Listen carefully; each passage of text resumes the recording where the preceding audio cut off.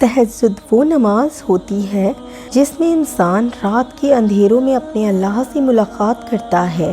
وہ نیند سے بیدار ہو کر اپنے رب کے آگے جھکتا ہے، مگر ضروری نہیں کوئی تہجد پڑھتا تو محبوب کی محبت ہی مانگتا ہو، کیونکہ وہ جو اللہ ہے نا، اس کی محبت میں بڑا سکون ہے۔ اور تہجد کی توفیق بھی جناب انہیں ملتی ہے جنہیں اللہ کو راضی کرنا ہوتا ہے۔ تہجد کے وقت کا سکون صرف وہی سمجھ سکتا ہے جس نے تہجد میں اللہ سے باتیں کی ہوں، جس نے تہجد کی نماز میں بھی دنیا کی محبت نہیں، اللہ کی محبت مانگی ہو۔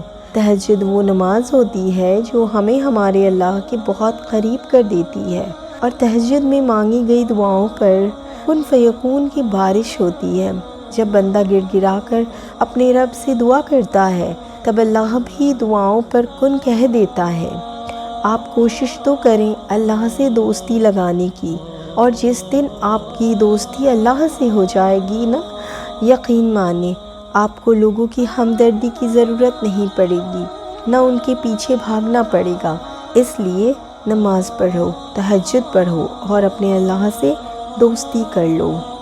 اپنے ٹوٹے ہوئے دل کو ٹھیک کرنے کے لیے، اپنے بکھرے ہوئے خوابوں کو سمیٹنے کے لیے اور اپنی خواہشوں کو پورا کرنے کے لیے آپ کو اپنے خالق پر اعتبار کرنا پڑے گا۔ یاد رکھنا کہ آپ کا ٹوٹا ہوا دل آپ کی تقدیر میں تھا، تاکہ آپ کو پتہ چل سکے کہ آپ کے لیے کون اور کیا بہتر ہے۔ ہر ٹوٹا ہوا خواب، ٹوٹا ہوا دل، جو کچھ بھی آپ کو تکلیف دیتا ہے، نامکمل خواہشات جو آپ کو درد پہنچاتی ہیں، سب کو ٹھیک کرنے کے لیے آپ کو یقین کرنا ہوگا۔ وہ ٹوٹے ہوئے دل کو جوڑنے والا ہے، بکھرے ہوئے خوابوں کو پورا کرنے والا ہے۔ اس پر یقین رکھو اور اس سے مانگتے رہو، کیونکہ صرف وہ ہی آپ کی تقدیر بدل سکتا ہے، آپ کی دعاؤں کو قبول کر سکتا ہے۔